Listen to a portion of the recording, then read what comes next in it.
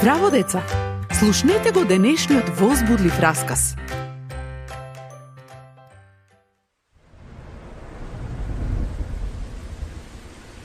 Кога конечно ќе престане да врне?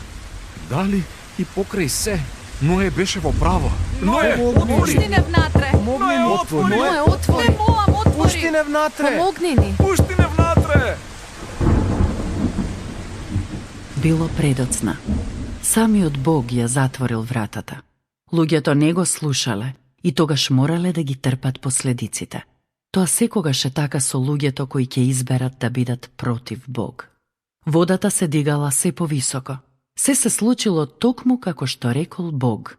40 дена и 40 ноки. Дожд, дожд, дожд.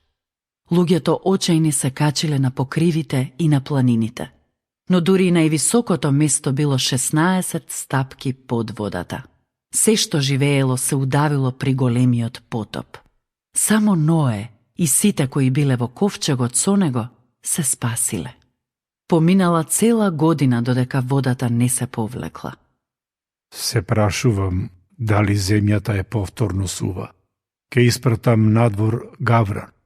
Ное го направил тоа со гулаб. Сакал да види дали птиците ќе најдат нешто надвор на што ќе може да слетаат, но не нашле суво место и се вратиле назад во ковчегот.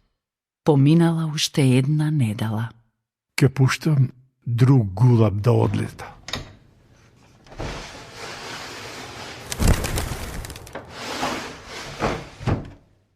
Видете, се враќа со зелено гранче во клунот. Од сега ова нема да трае долго. Кога Ное трет пат го пуштил гулабот да одлета, тој воопшто не се вратил. По една година водата истекла и земјата повторно била сува. Ное, излези надвор од ковчегот со твоето семејство. И птиците, и сите животни треба да излезат од ковчегот. Плодете се, населете ја земјата. Сите кои се спасиле, излегле од ковчегот на сува земја. Што ќе беше првото нешто што ти ќе го направеше да беше Ное? Ное изградил жртвеник за Бог и принесол жртва. Така му се заблагодарил на Бог за спасението. Ное му го предал животот на Бог, а тоа му било угодно на Бог.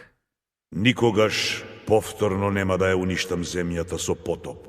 Додека постои земјата, ќе постојат лето и зима, ден и ноќ. Ќе склучам завет со тебе. Знак за овој завет ќе биде Божилакот. На небото се појавил првиот Божилак. Колку прекрасни бои! И до ден денес тој потсетува дека Бог е верен, го одржува својот збор. Можеш целосно да зависиш од него. Размисли за него следниот пат кога ќе видиш Божилак. До следното слушање. Ако сакаш да не контактираш или ако имаш прашање, пиши ни на radio7kids@gmail.com. Чао!